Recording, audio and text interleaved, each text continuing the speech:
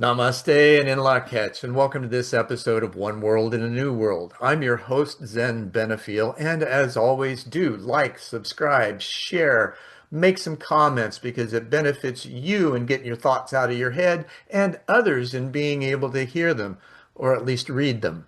So thanks so much in advance. Also, I ask you to please visit planetaryscitizens.net, where you will get a free download of my 43rd book called Planetary Citizens: Awakening the Heart of Humanity. And I guarantee you it will touch your heart as well as your head.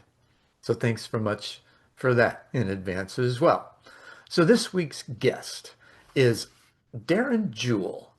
Darren is a really interesting individual. He's one of those babies that got dropped on his head, I think, to put it slightly, and really had some challenges in life as a result. He's turned into a gentleman that's able to help others rewire their brains after traumatic brain injuries. He is an inspirational speaker. He's a course creator, and he is up to his neck, or let's say up to the top of his head, in neuroplasticity. So we're going to get into a great conversation about what his life has been like and how he's made that interconnection, like all of my guests. So stay tuned. We'll be right back. You know, there's a lot of chaos and confusion in the world today. There doesn't have to be for you. You can turn that chaos into clarity. Now, how can you do that? Well, first of all, by talking to me, your coach, integral, transformational, whatever you want to call that. I can help you figure out you so that you can put you in order and then create some action plans to achieve your dreams, whatever those might be. You can achieve anything that you put your mind to with the attention, intention, and interactions that go along with that. And that's what we discover in the process. You know, you might have some great times with the DIY stuff that's online now, using ChatGPT, all of that. That's great, and it might serve a purpose to a point. However, you don't get the empathy, the understanding, the real ear that you would from a coach. So I invite you, schedule an appointment, let's have a chat, and we can find out what's in it for you. Have a great day. So Darren, it is so great to have you here. Welcome. And I'm looking forward to a wonderful apocalyptic chat. We're going to unveil some knowledge and have a great time doing it. Thank you for inviting me, Zen. You're welcome. Well, you know, uh, I do my best to have a cross-reference of pretty much every type of person and place and activity in life and bridging these inner and outer worlds, because we're generally bereft of having the conversations about what's going on inside of us. And it's usually kind of bizarre, maybe even a little wild and weird. So others, when we explain what's happening inside of us, often kind of step back and look at us as like we are a little weird. Well, I like the weird flag and I wave it high. So in that, I know you had this very interesting introduction to life and an event that happened young. Could you begin with describing what that was and how you began your life in this world? So, yeah, I was like born in 1969, and at the age of only 15 months, uh, my family lived in a ground floor flat in North London, and there was a spiral staircase that led up to the flats that were above, and there was two floors above. And my dad was at work. I've got two older brothers. They were at school, and we just had like lunch with my mum, and she turned to do the dishes, and I went out. I crawled out the back door, or toddled out the back door, climbed up this spiral staircase, and at the time, bars on spiral staircases and balconies were not cot width, and so they have no idea how far I climbed. But the first thing my mum heard was a thud as I come down, landed on my head, and got rushed into hospital. I was in a coma for about 3 weeks, which I say to people doesn't seem like a long time, but I lost the first 15 months of my life. Hmm.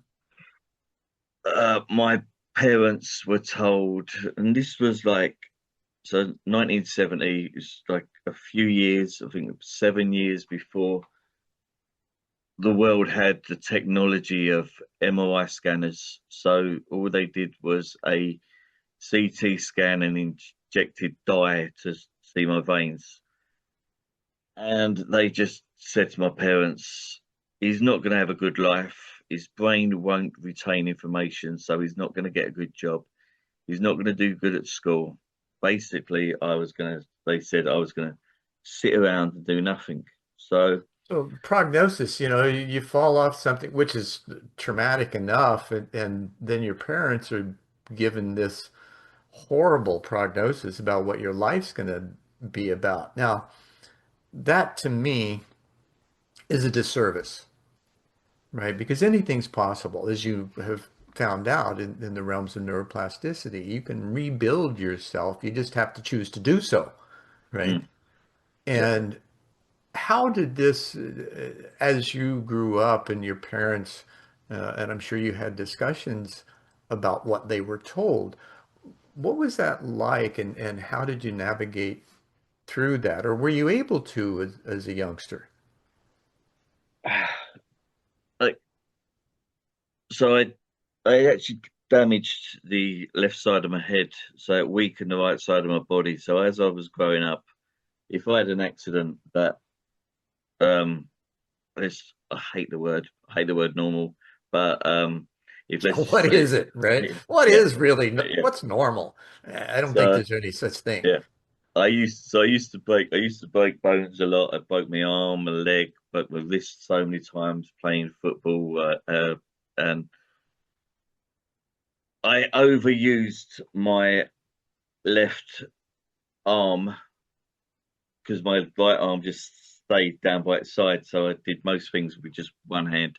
I could catch balls with one hand. My dad used to be a boxer, and we used to have like muck around sparring sessions. And he actually said to me that my my left punch was one of the hardest punches he'd ever had. So you So adapted quite well with the situation you were given. yeah, and my dad actually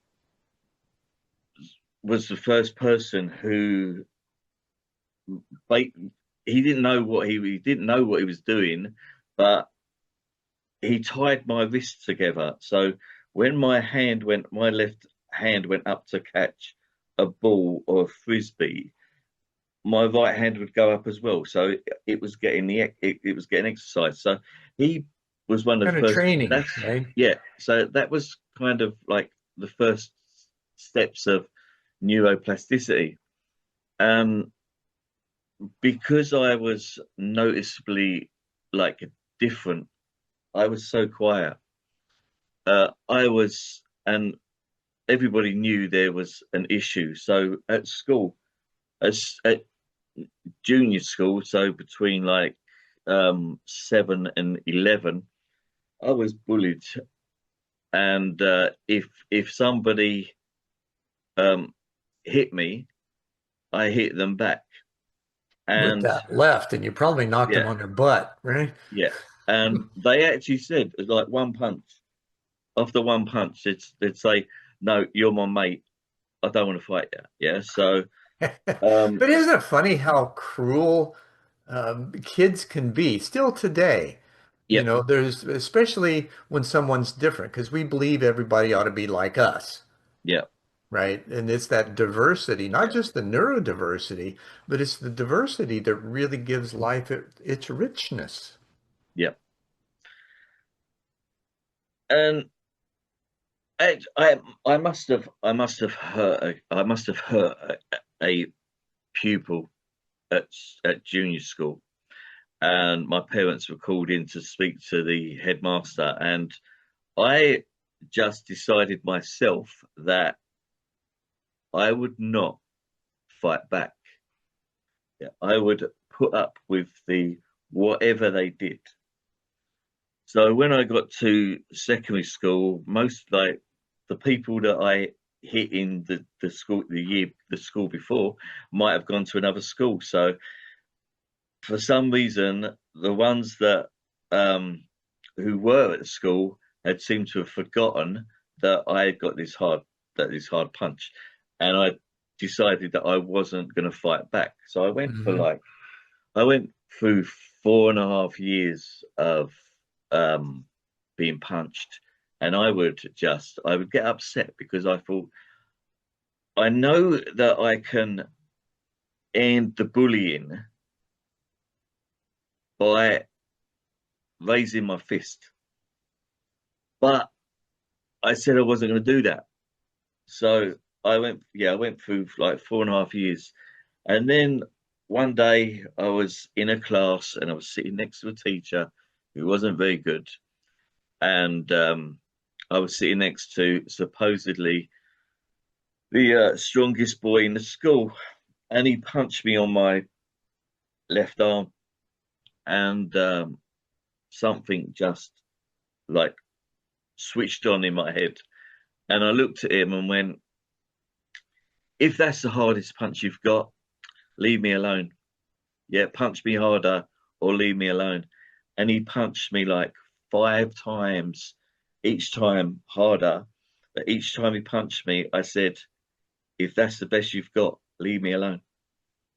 And at the end of the lesson, he walked out and he just went up to everybody. And I heard him say, "Leave Darren alone. I think he knows that if he raises his fist, he could hurt someone. And that's why he's not fighting back. So he's putting up with 4.5 years of bullying. I'm saying now, leave him alone." Uh, and I bumped into him years later, and he told me he told everybody. He said, called me over, and I was in a pub, and he just told his friends and family what happened. And I said, I actually heard you say um, the reason why I didn't fight back was because I could hurt someone. And I said, you hit the nail on the head. I could do that. Yeah. And I didn't want to do that. So that's why I didn't fight back. Right.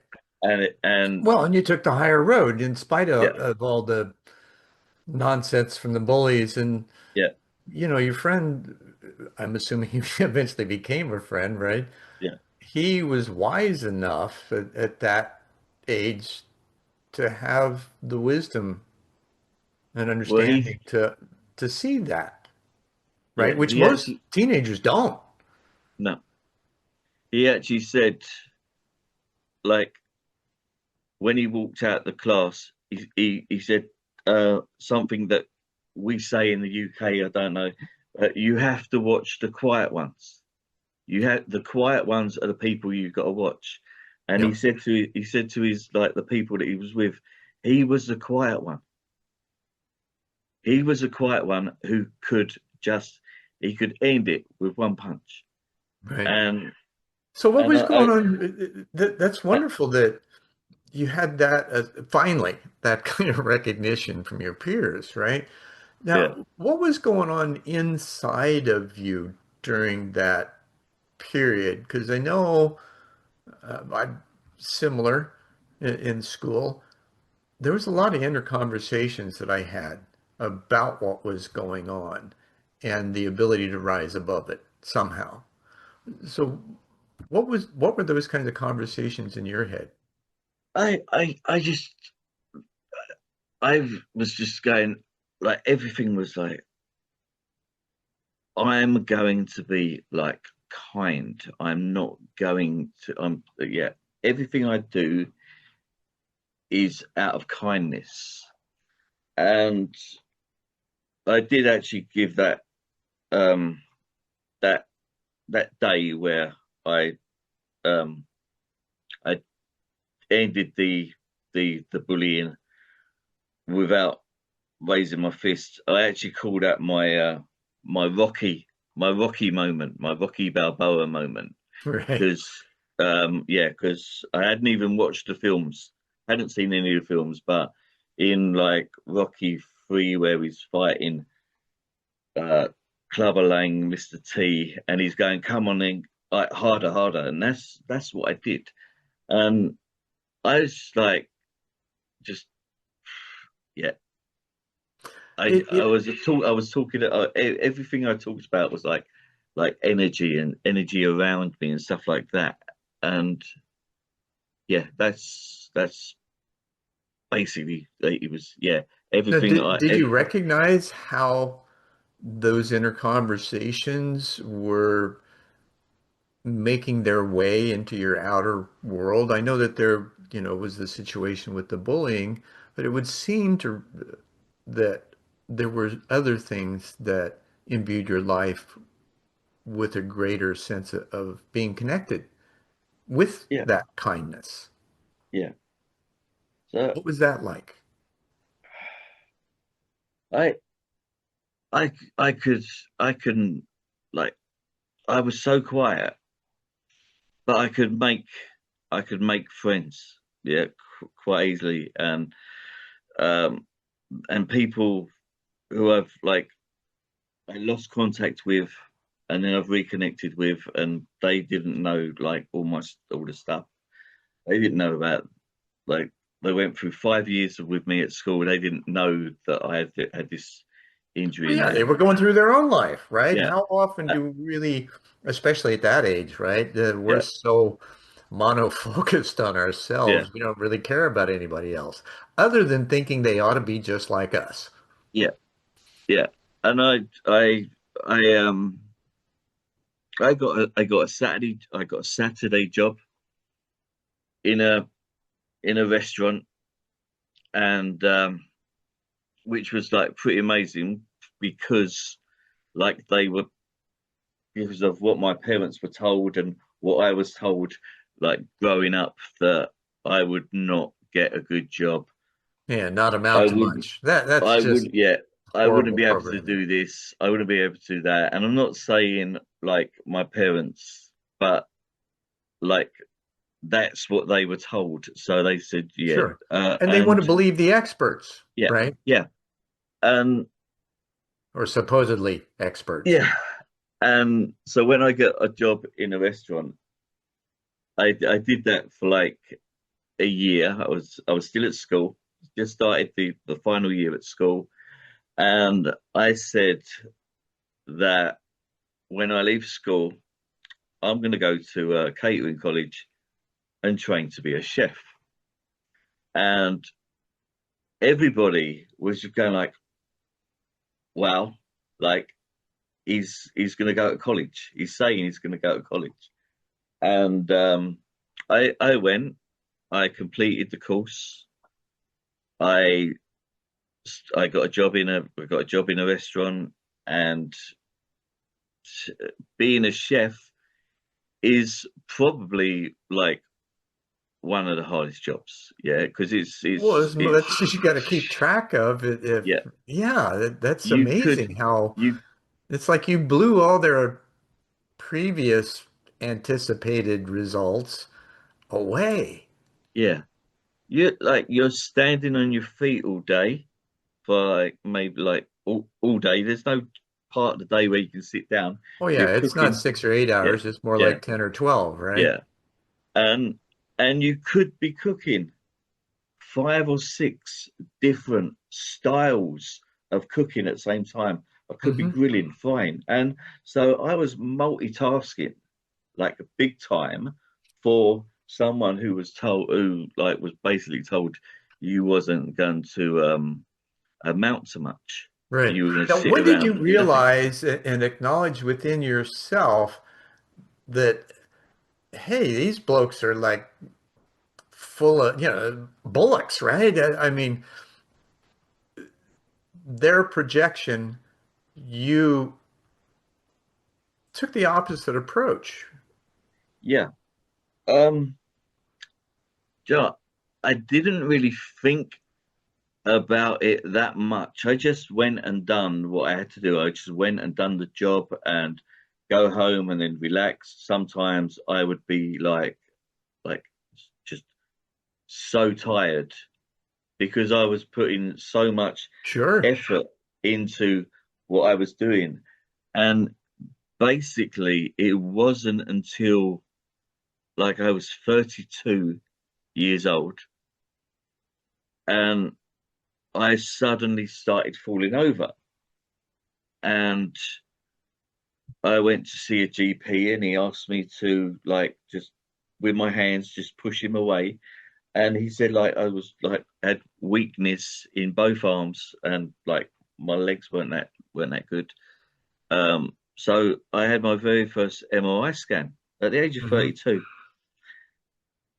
And that was like where I just thought, oh my God, these like whatever these people had told my parents, because this MRI scan revealed that I've got pressure of my spine in two places. That's why I was falling over, Hmm. and I like in my lower back, it would make my legs go into spasm, one leg go into spasm, and fall over.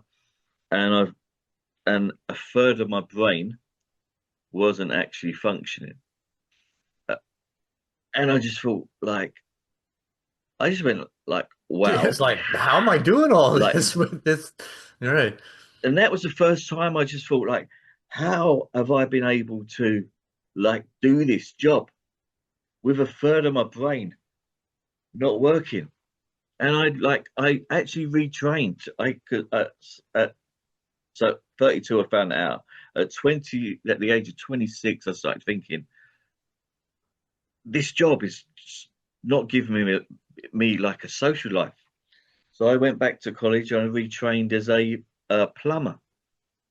Hmm. And and I couldn't. In the end, I couldn't do. I had to pack up doing both of them because it was too physical.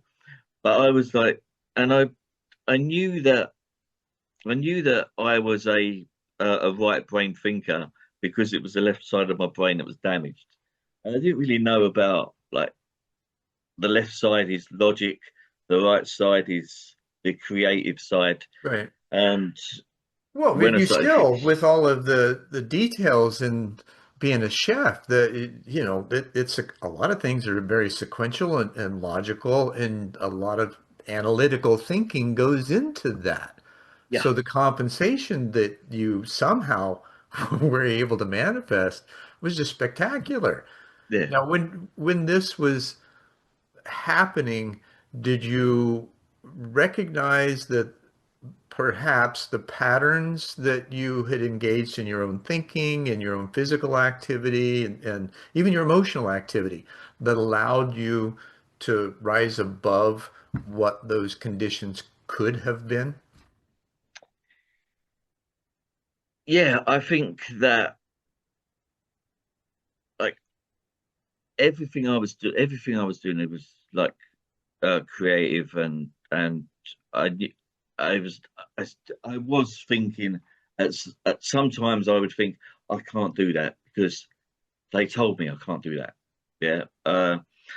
But then started falling over and that's where I started doing something that was actually tapping into the logical side because I thought, Hmm. what happens if they and someone actually said this to me, what happens if you get told in 15 years' time you're going to end up in a wheelchair? And without thinking, I just said that will give me 15 years to be able to learn something and do a job where I'm sitting down. And then it was a little while later, I just thought, okay, what happens if that does happen? So I went on to something else that was creative. I started doing website design, Mm. which is using part of the logical side of your brain as well. Oh, But I absolutely. wasn't doing any coding. It was just it's not really the website design. They say it's not really like using the logical side. It's using the creative side.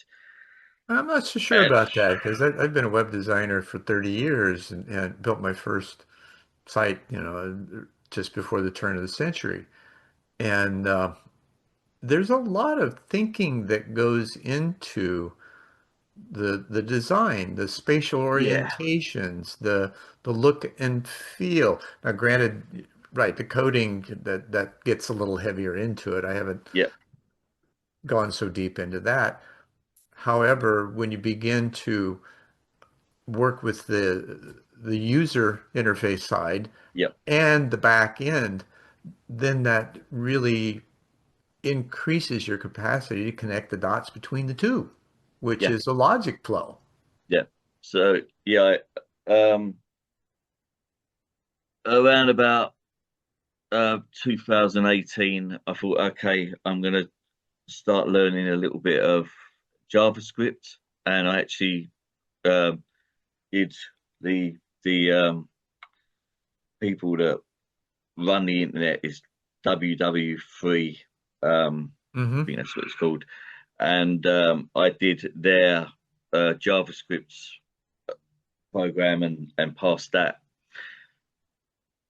So I started to. There was some logical thinking that I'd started to do, and yeah, you're right because I did say only recently because we were talking about um, like activities that use both hemispheres of the brain, and Hmm. I did at one point website design didn't even come into it, but then at some point I said actually website design is so we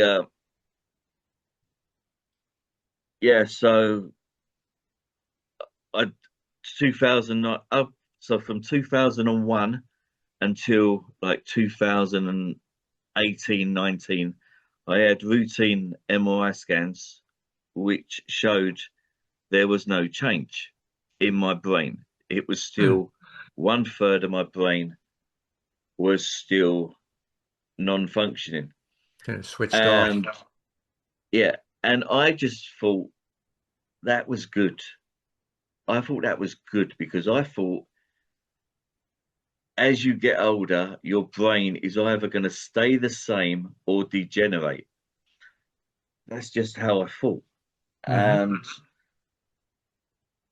uh, then when the world changed in 2020, I'd stayed in this my last job. When I started falling over, my manager said, "Go, don't resign. Go front of house. You can sit down."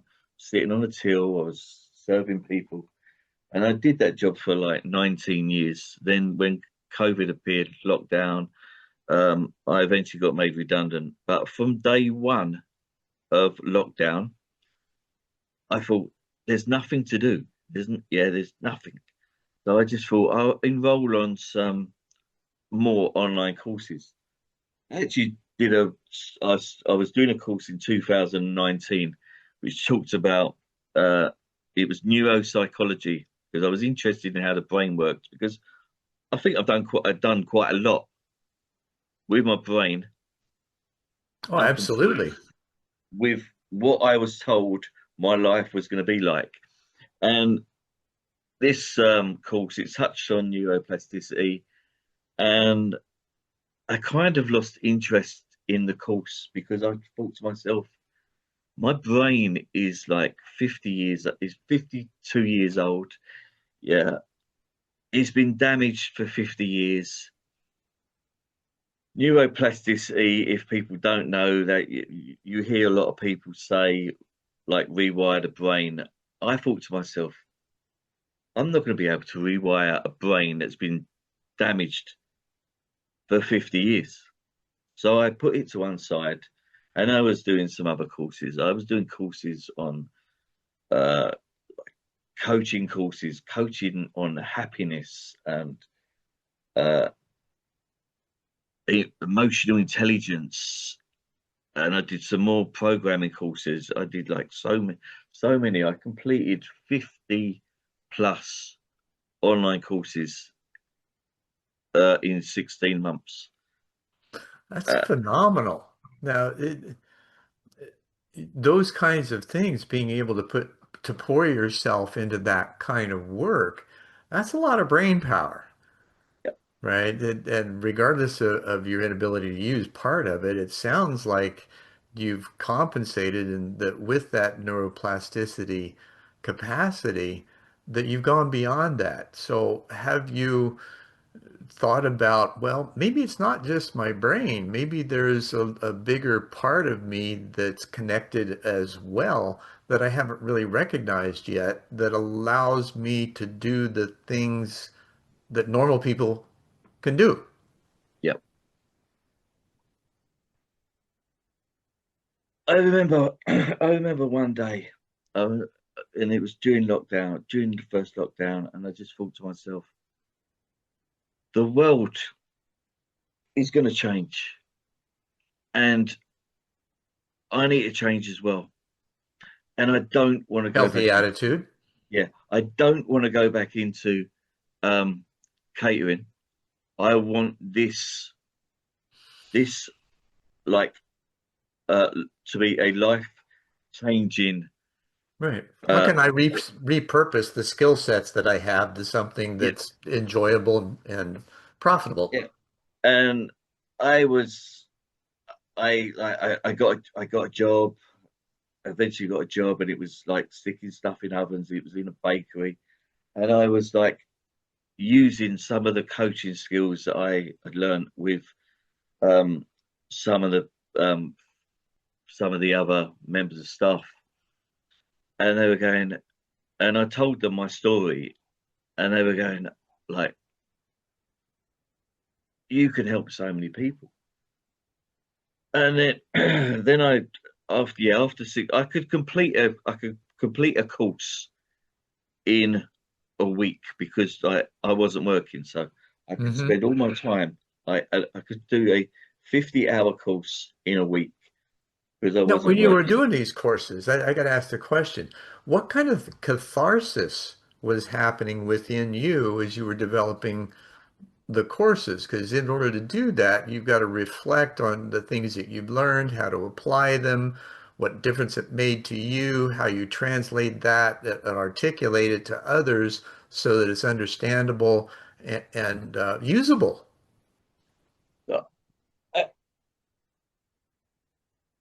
so as I was like, as I've said that, like I was told that you won't be able to do this, you won't be able to do that. I started to think that no, I'm not going to say I can't do that. I'm going to say I'm going to give it a go.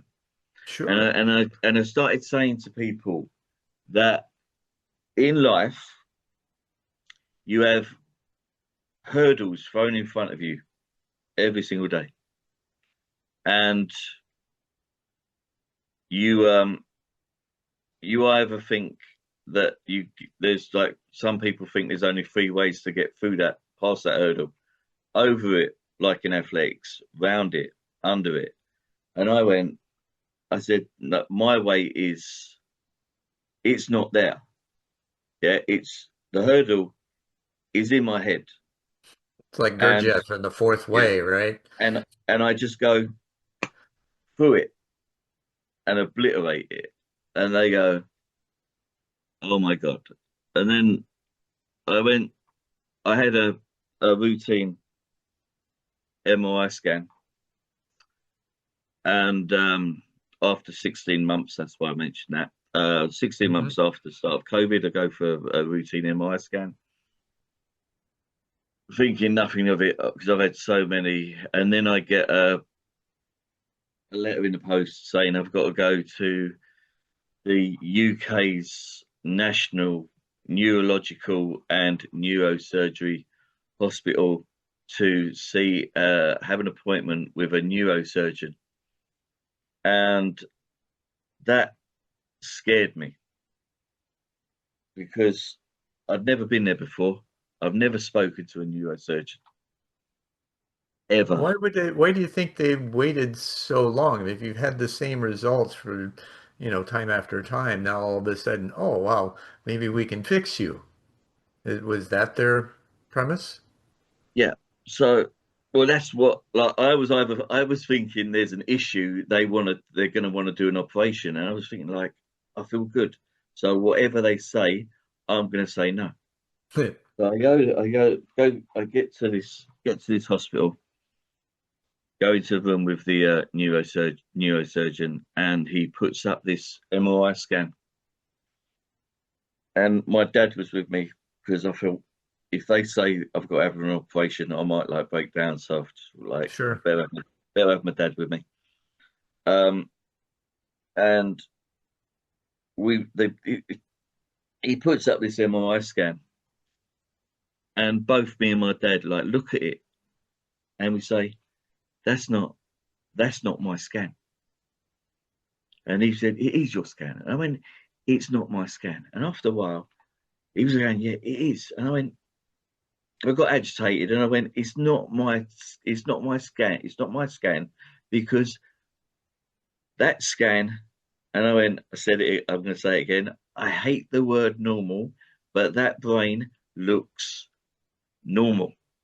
A third of my brain doesn't work. It's clearly visible in all the scans that I've had before, maybe like at least 10 MRI scans. Hmm. And he said, well, this is the interesting thing because in 35 years of me being a neurosurgeon, I've only seen this 3 times at this scale, and you are number 3. And he said, by the sound of it, I told him about the courses. I told him about the attitude of the hurdles running through them. And he said, actually, I've never seen anybody with such a positive attitude. So it could be a mixture of two things. The intense learning program that you put your brain through, or the positivity that you're now showing. But what you've actually done is you've stimulated blood vessels in your brain that has pumped blood to the non-functioning part and made it function again. And who thinks that's possible? Yeah, nobody's talking about this. Nobody says that there's not that many people like important people talking about neuroplasticity and what it can do. Right. So Well, they're starting to, right? I know, now, we had a little conversation before coming on, and with what I went through with my spiritual awakening at 18, there was no listening for 45 years. It was like I yeah, was talking to, idiots. And now, as with you are finding out as well, because of this, I'll just call it an evolutionary leap in science and understanding as a result, where I believe quantum mechanics, quantum physics has crossed into the science and medicine realm, and yeah, the understanding that, okay, we're all energy, we're all able to co-create. This is that interconnection that I was alluding yeah, to earlier, that we have this capacity to re-engineer ourselves when necessary. The factor is, first of all, you got to believe it's possible, or at least you have to believe that you're going to make the effort no matter what. right? mm, You put yeah, yourself into that. And then there's three factors in that that come about: where your attention is, how focused you are, what your intention is, which is to become that greater whole, and then yeah, the interaction, which you were doing as example in all the coursework, right? You were putting yeah, yourself through all of this, not realizing what it was doing to your brain physiologically. Now, mm. what was it doing to your spirit? What was going on in that connected spiritual place that we don't talk about because it generally gets us into trouble, right? How did you relate to your connectedness to a greater source of energy that you're connected with? And I hesitate, I don't want to use the word God, right? In this case, it's more like a giver of data, right? Yeah. Where we have all this information available, we just don't know how to use it. So Mm. how did you figure out that connection and what difference, or did you make that interconnection with that greater consciousness that you have access to? It's just like, uh, That's a pretty deep question, I know. yeah. It when I like on the way home, I was using public transport. On the way home, like me and my dad were just going, "How is this possible? Who like thinks this possible?" Now the neuroplasticity is like the plasticity part is saying that your brain is they're saying like plastic and it can like remold itself. Right. Well, So we have, like it's well known our body replaces all of its cells in 7 years. So yeah, if that's taking place, then as you can be almost specific as to where you're going to have those cells regenerated, right? yeah, I would yeah, think you'd have at least some conscious, maybe unconscious, and just the pure intent and the energy you put into it actually causes the change. yeah. I for a few months afterwards, I would wake up and I would think, was that a dream? Now this neurosurgeon said, have you got any goals? And I just said, like, to carry on learning, to get more information. And I just said, like, now I'm thinking my brain is a sponge soaking up knowledge. Hmm. And then it was like the UK had a national mental health week. And I contacted my old school, which I left in 1985. So this was 2022. So it was a good few years since I left school. Hmm. Contacted somebody and just said, I feel the need that I've got to come into the school, into any school, but I'm saying this one because it was my school. I had so many issues with that school that I need to come in to speak to the children and like try to put a little bit of positivity into their lives. Hmm. And I Yeah, because did, in the college years, and I'm sure you experience this too, right? We feel so much pressure. We're not good enough. We don't know enough. We're constantly afraid of failure. So there's all this negative entrapment that many fall into, and they need somebody like you to come in and say, wait a minute, okay, yes, this is going on. However, there's a silver lining in this if you just look for it. yeah. And I did four assemblies. I didn't talk to the final year because they were doing their exams. Hmm. And at the end of my the last assembly, I was actually the person who I was dealing with. She only attended the last one, and she said that she'd got feedback all the way through. And from the first one, I was really nervous to start with. because I thought if I say that a third of my brain's not working, someone's going to laugh. Yeah, and they didn't, and it just got better and better. And then as I walked out, my goal for the whole of the four assemblies started with, if I can affect one pupil, I will be happy. Hmm. Yeah. If I can change, put some positivity in one person, I will be happy. When I walked out of there, I thought, I'm not going to know. I'm not going to know if I've done that. Yeah. Unless I bump into one of the kids in the street, Well, the which was, thing is, even knowing that, you yeah, still did it. yeah, And this is, as servant leaders in the world, we don't know. We're not attached to the yeah, outcomes in any way. All we do is show up, give our best, and yeah, intend for it mm, to have some effect yeah, positively. yeah. And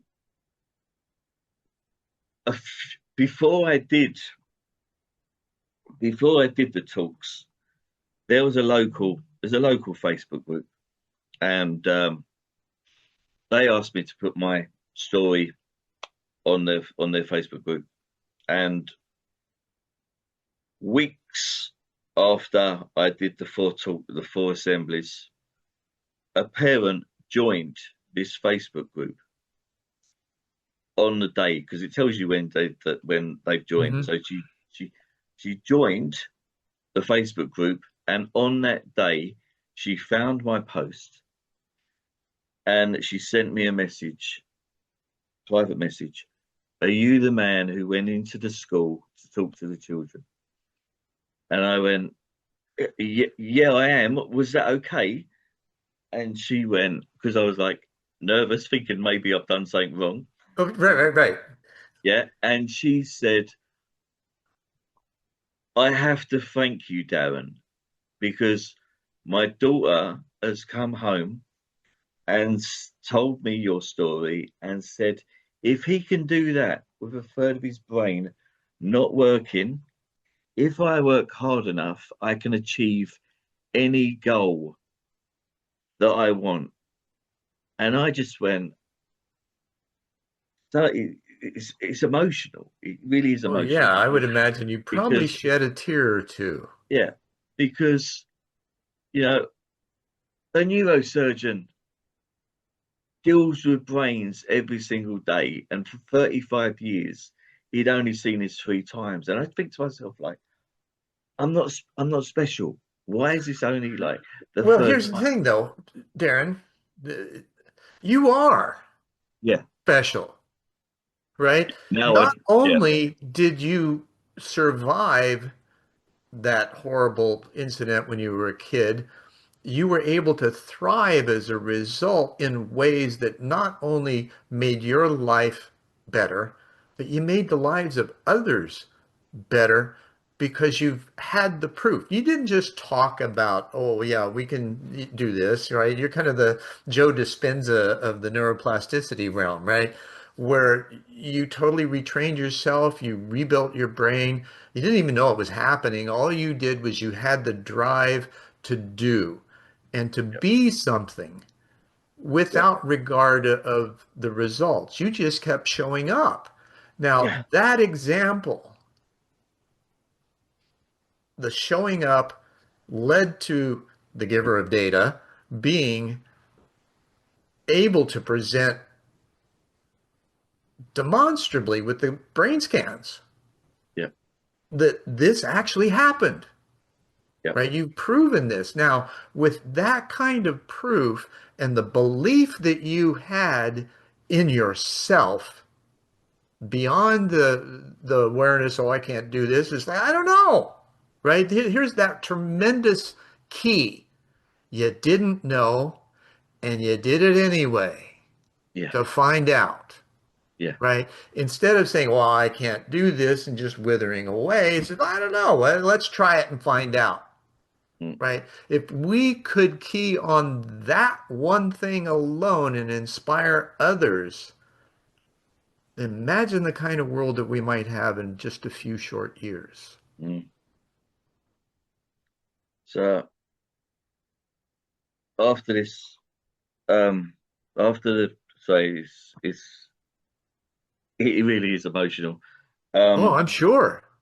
the after the mother said like, "Thank you, my daughter's come home and said this." I just said to her, right now, I have to thank you because when I walked out of that like the final assembly, I didn't think I would know if I've affected that one person. Hmm. And I said, now you've told me that I've affected your daughter, so I have to say thank you because like I could go through the rest of my life thinking, did I do it?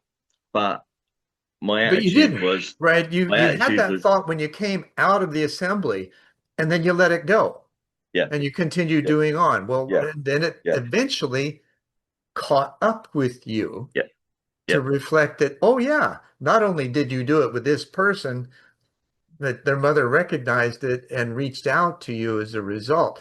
That's a tremendous synchronicity. And we were talking about spiritual connections, right? These yeah, unknown ways and means that communication takes place to edify what we've done. Not necessarily to put us in a place of, oh, look at me, see what I've done. yeah, yeah, Just the opposite, because it's tremendously humbling. I yeah, understand that. And that's, the tears of joy that you were able to express and have that effect on that one person. And no doubt you had effects on everybody in that uh, assembly. And someday you may hear some others reflect that as well. But I know it doesn't really matter to you. Just the fact that that one took place was enough. yeah. The Actually, she said to me, Darren, you have affected more than one person. I know the parents. They want to thank you, but they haven't found you. And um, yeah, and that Tremendous. is yeah, and that is yeah, that's incredible, and that has just motivated me now even more. So it's not just like kids; it's adults I talk to, and they just say to Mhm. me, like, I start if I'm actually talking to someone face to face, I can see their jaw drop when I say I fell off a balcony, I was in a coma for like, I can do, I have to do this in like 2 or 3 minutes, yeah, Sure. and their jaw drops, and by the time I finish, their eyes are alight, yeah, their face is glowing, and saying, "Wow, this is amazing." And you said just a minute ago, um, like, look at me, look what I've done.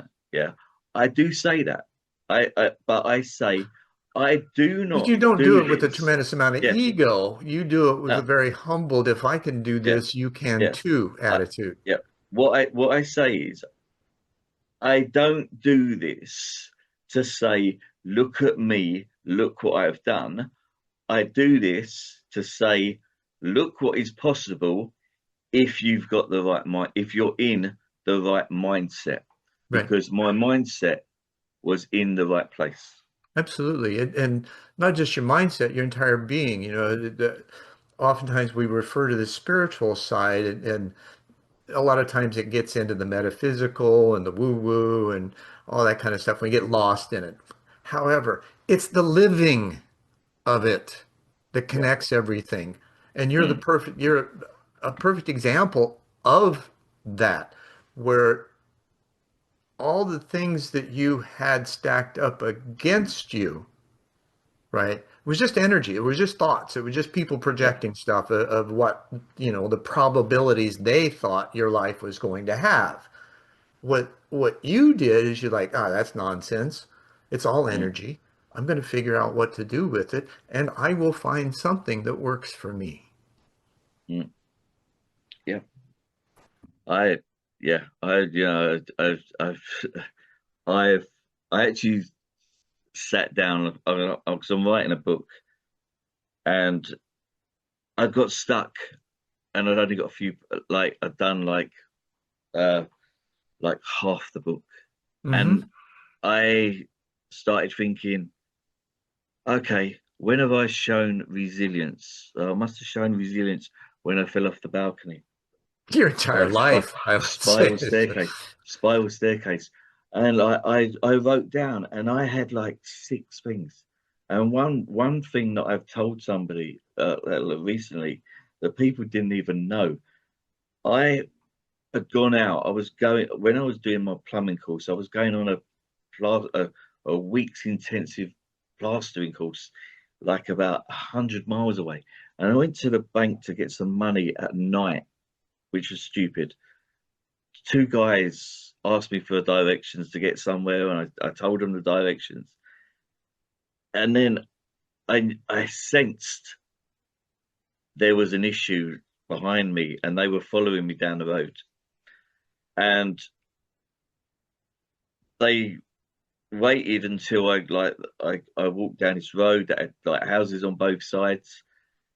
They waited, and it was quite road. It didn't have many cars go down it, and they waited till I got to a road where there was only houses on one side. They didn't know the area. I knew a car could come around a corner. And they ran up at me and they pulled a gun out on me. Yeah. And this is like uh, 30 years ago. Pulled a gun out on me and said, "Give me your money or we'll shoot you." And I just, stuff that was going around in my head. You're not having my money. I work hard for that. Yeah. So I'm dithering around, like moving on the spot, and they're going, "Give us your money or we're going to shoot you." And I just thought, when a car is going to come around a corner. And I'm thinking, is it a real gun? Can they shoot me? If a car comes around the corner, what do I do? A car came around the corner and I jumped in front of the car there, and he stopped. The guy stopped and he was with a passenger. Lady passenger goes, "Are you okay?" And I went, "No, those two guys." And she goes, "What, those ones running off?" I went, "Yeah, they just pulled a gun out on me." And we did have mobile phones then. And she went and knocked on someone's door and said, "We need to call the police." And the police said to me, "Why didn't you give him your money?" And I went, my brain was saying, "You're not having it." And they and that that is like I, I can't put words to it. That was just showed Oh, you that were I'd locked in tight that none of this was going to happen, that energy that they were presenting just wasn't going to affect you. yeah, And I don't know if it was a precognitive kind of experience where you thought about this car showing up and knew that it was going to be there. Because I do believe that we have that capacity that we don't recognize. We have that sense of knowing, yeah, right? Can't explain it. We just know, that, yeah, right? And like you did, right? You just knew that you worked hard for that money. yeah, You'd be yeah, damned if you're going to give it yeah. up. Yeah, and it was at night time as well. So the cars coming down the road, Yeah, like, total, wasn't worst as busy. possible scenario you could Yeah, have, right? I'm just thinking a car will come around the corner, and I'm just like moving on the spot, thinking like and trying to like confuse them a little bit because most people are going to say, "Okay, there's your money," yeah, and this car came around the corner. It wasn't going fast, and I just went like jumped in front, and they ran away. And like people like still say to me, like, that was like Either brave or incredible. stupid, right? But Like, yeah, the reality is you some part of you knew everything was going to work out. yeah, yeah. I just knew. Yeah, and Now that's a gut Now, sense. Okay, so you trusted that. This is, if I may, so this gives evidence to that um, three brain system that indigenous ancient traditionist culture traditional culture talks about. The first brain being your gut, right? That's yeah, the knowing place. The second's your yeah, heart, which is where you discern. And the yeah, third is the quantum computer on top of your shoulders that when you process in that way, then your actions and your behaviors and your thoughts are more aligned with the reality that is, not the one that is presenting itself that wants to be, right? mm, Because that's a false belief system, right? Like people yeah, would say, why didn't you just give your money up? Well, I'm locked into it. This is mine. I'm not going to give my power away to someone under such pretense, mm, right? You yeah, had been through this with your life experience on a continual basis in building yourself up that you just knew better. yeah, Now, when we, because I know everybody has these kinds of experiences that we just see them as either a random incident, right? A coincidence or something that allows us to dismiss it somehow. mm, What if we chose to look at that? And I'm sure that this is probably, and maybe you could answer this. Do those kinds of things bring you to a more secure, safe understanding and place of knowing within yourself that whenever you're presented with a challenge, that you will get through it? yeah. Yeah, it's before I didn't have this. I didn't like even like like be before COVID, the lockdowns. I would think, yeah, what happens? What if this? What if this happens? What if that happens? Hmm. And now I just everything, like anything that is thrown at me, I'm going to overcome. And like uh, somebody said, somebody said to me like a little while ago, there was a reason why you survived falling off the balcony, yeah, of the spiral Oh, staircase. I'm not sure absolutely. if it In was your one. life, Yeah, you've affected thousands by the way that you've lived your life and talking about it, right? yeah, You were given the opportunity. Now, if we think, back again to all the potential in these spiritual configurations of how reality works, um, if you consider that when you come into this life, you've chosen it already. There's one school of thought that says, okay, yeah, I've agreed to all this. I've set it up beforehand. Now I just got to go through the process of living it, right? yeah, However excruciating or challenging or devastating it might be, the outcome is going to be a positive one. So I'm going to go through it. yeah, And then you maintain that attitude throughout your life to be that example, mm, not necessarily knowing it was all, um, I don't want to say predetermined, but that's possible, right? mm, If anything's possible, we don't know, yeah, right? yeah, So we just look at the reality of what's been taking place and look at all the patterns that exist and the patterns that exist in the redevelopment of your brain and the neuroplasticity that you've been able to manifest as a result. mm. Now, in this process, what have you been able to ascertain as being a prime piece of advice that you give to others to inspire their own willingness to face challenges? Yeah. That like I, I would have said that what I've actually done before was impossible. And a lot of people actually say that's impossible. Now I'm saying that I'm now saying to people anything is possible. Yeah. Um, I actually I've got there's I'm going to quickly say this, but there's guy.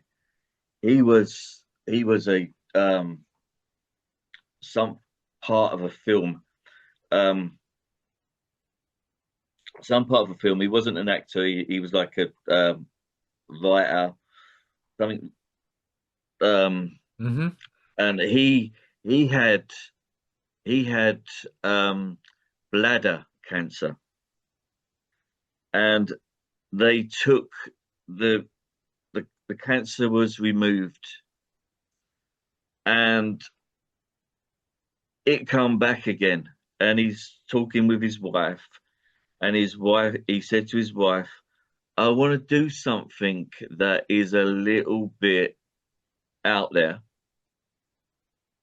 I don't want to go through like the the the chemo if he's had to have that. Horrible Don't want to do experience, right? Yeah, I don't want to do that. So what he did, he actually every day he would go somewhere in the house, in the garden, and just visualize the cancer getting smaller and smaller and smaller.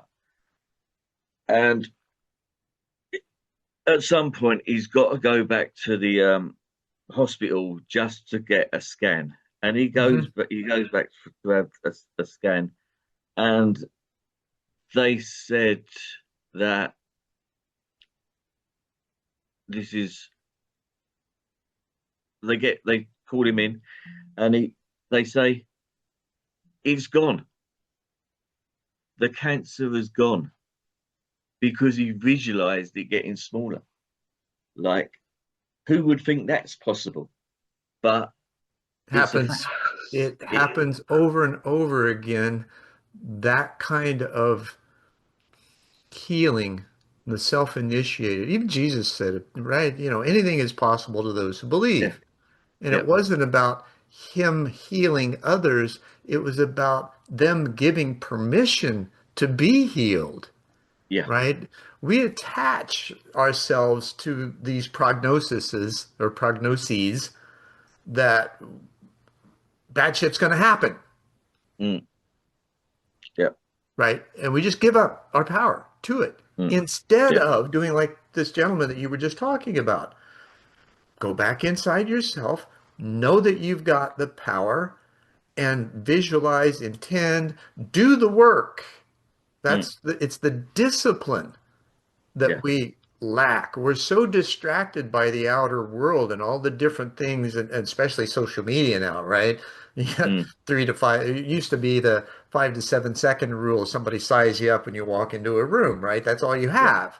Well, yeah, now that's about 5 to 7 seconds, and you're being distracted to hundreds of, or maybe even thousands of different things in a matter of moments when you're yeah. scrolling through stuff. Well, how can we anticipate being able to focus when there's that kind of distraction unless our brains are developing differently because of that in order to incorporate and still be able to get beyond it?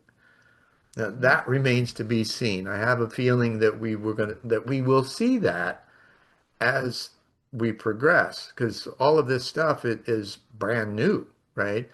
The yeah, quantum physics, the neuroplasticity, the emotional intelligence, all of these things from a science base, and quantum computing even, right? mm, This is so ever present that it hasn't had the time to develop into anything yet. mm, yeah, And yet we can see these patterns of possibility mm, based on what our direct experience, like yours, has been. And if you can do it and you know, at least semi how you did it, mm.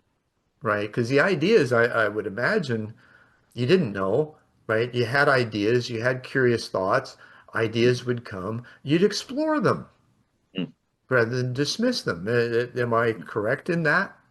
Yeah, exactly. And you know what? I had a Zoom call with a professional uh soccer player. I say soccer player. Hmm. We say football, but soccer Sure. player. Thanks And for Americanizing it. and he, because if I said football, you'd think of like what we call Oh yeah, like near enough I think of rugby. stadium stuff. I used to work for Yeah. the Arizona Cardinals. So this I had a Zoom call with this guy who's on LinkedIn, and he's down as a he's he's put on his profile Paralympian, and I think Paralympians are the most amazing people in the world. Yeah, because they overcome their issues, but Mm. I always let the person talk first, and he told me that he was a professional soccer player uh, for a pretty big London team, not like your Chelsea.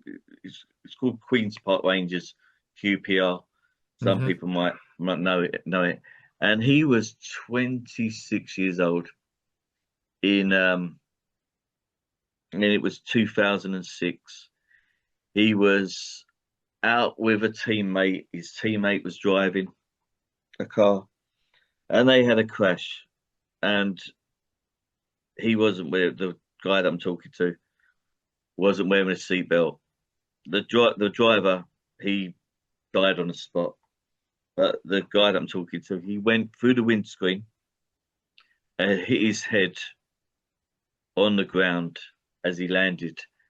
And he said that he's got some uh, brain damage. Actually, talking to him, I wouldn't have thought he'd got an issue. My talking was like really, really bad. There was lots of ums and ahs and stuff. Hmm. And after he spoke, he said, "So that's now you start." So then I told him my story, and he just said, "Thank you so much. Do not stop what you're doing because you give people like me hope. Because my injury is like 19 years old, and you've just told me that you've healed a brain injury that was 50 years old. Do not stop." And I feel like humble because Sure. this guy who must have had thousands of fans took the time to speak to me, but he was saying no, what you're doing is so important. And I've got people like on LinkedIn. I've got neurosurgeons in America on my LinkedIn as connections saying to me, please carry on doing what you're doing because it's amazing. I can't actually see what I'm doing, Oh, but do we but ever, right? yeah, Because but we're but forging ahead, yeah, failing forward a yeah, lot of times, if you will, and we're not really cognizant of yeah. the effects. It, And I just think if one person out of say like 100 people, if one person says, "Do you know what, I'm going to go and do something that might help," then I can just pat myself on the back, and it doesn't matter. It doesn't matter if I know what the yeah. I just if I can just imagine that someone is doing it and the people are, I was interviewed on a local UK um uh news channel, hmm. and they sent me a message saying you can't see what people are saying about you because you're not in this area. So we're going to put a 30-second or 60-second clip on their TikTok page. And this was 2 years ago. I am the most viewed interview on their TikTok page, beating like See? uh like actors who like live in this county, and it's had uh, for just that county 660 something thousand views, and the last time I checked, 45,000 comments. So Wow. that that is Now that's an amazing. example of going viral, right? Yeah, yeah, Absolutely. yeah. Well, speaking of going viral, I really would love this episode to do that because I think it's a worthy one. It's very practical, it's pragmatic, and it shows by example what one can do, not just for themselves, for others at the same time. So I really appreciate what you've had to go through. And it's humbling for me to be able to talk at this kind of level and to share you with our audience as well. So I thank you so much, Darren. Thank you so much. It's it's been a pleasure. Really has. Yeah, I just like uh want to like just let everybody know what was possible. And could I quickly say something that I am doing now that I would never have thought I'd be able to do? Yeah. Wonderful. We've talked about, we mentioned using both hemispheres of the brain when Mhm. like the website design and stuff. I went to a networking event, and it was a speed networking event, and the goal was to arrange a one-to-one with someone. A lady pointed at me, "You and me one-to-one." I went, "Well, that was easy. Thought that was to be harder than that." And she's actually a music teacher. She teaches piano, violin, and viola. And she said, "I know about this neuroplasticity. Yeah. If you learn to play an instrument, it will strengthen your brain even more because you're using both hemispheres of the Oh, brain." absolutely. My But wife is from originally Leningrad, right. USSR. She was Yeah. trained as a piano pedagogue.